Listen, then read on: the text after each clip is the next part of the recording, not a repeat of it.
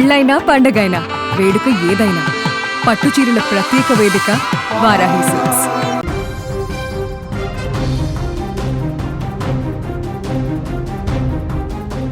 Punjab versus Mumbai match ఆద్యంతం ఉత్కంఠగా సాగింది. క్రికెట్ ప్రియులకు గుర్తుండిపోయేలా చేసింది.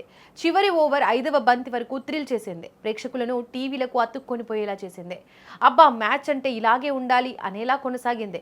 తిలక్ వర్మ బ్యాటింగ్తో ఆకట్టుకోగా పంజాబ్ జట్టు వరుసగా 5 ఓటములతో డీలా పడిపోయింది. పంజాబ్తో రసవత్తరంగా సాగిన మ్యాచ్లో ముంబై విజయం సాధించింది. 201 పరుగుల లక్ష్యాన్ని 4 వికెట్లు కోల్పోయి ఛేదించింది. తిలక్ వర్మ హాఫ్ సెంచరీతో తన జట్టును గెలిపించాడు. 33 బంతుల్లో 6 సిక్సర్లు, 6 ఫోర్లతో 75 రన్స్ చేశాడు. ఓపెనర్ రికెల్టన్ 48 పరుగులతో రాణించారు. పంజాబ్కు వరుసగా ఇది 5వ ఓటమి. కాగా చహల్ ఓవర్లో తిలక్ వర్మ భారీ సిక్సర్ బాదారు. ఆ బాల్ ఏకంగా స్టేడియం బయటపడడం విశేషం. ధర్మశాల హిమాచల్ ప్రదేశ్ క్రికెట్ అసోసియేషన్ స్టేడియంలో జరిగిన ఐపీఎల్ 2026 సీజన్ 58వ టీ20 మ్యాచ్ పంజాబ్ వర్సెస్ ముంబై మధ్య జరిగింది. ఈ మ్యాచ్లో బూమ్రా కెప్టెన్గా వ్యవహరించాడు. టాస్ గెలిచిన అనంతరం బౌలింగ్ ఎంచుకున్నాడు. బ్యాటింగ్కు దిగిన పంజాబ్ జట్టు నిర్ణీత 20 ఓవర్లలో 8 వికెట్లు కోల్పోయి 200 పరుగులు చేసింది.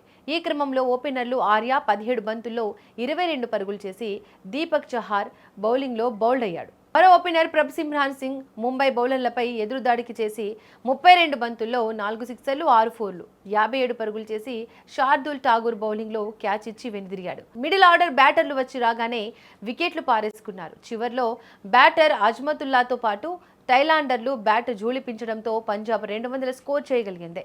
ఇక 201 లక్ష్యంతో బరిలోకి దిగిన ముంబై స్లోగానే పరుగుల వేటను ప్రారంభించింది. పవర్ ప్లే 6 ఓవర్లలో 61 పరుగులు రాబట్టింది. కానీ రికెల్టన్ 48 పరుగులు 23 బంతులు తొలి వికెట్గా వెనుదిరిగాడు. ఆ తర్వాత వచ్చిన నమన్ 9 పరుగులకే అవుట్ అయ్యాడు. మిడిల్ ఆర్డర్ బ్యాటర్గా వచ్చిన తిలక్ వర్మ మొదట 33 బంతుల్లో 75 పరుగులతో నాటౌట్గా నిలిచి ముంబై జట్టును విజయ తీరాలకు చేర్చాడు.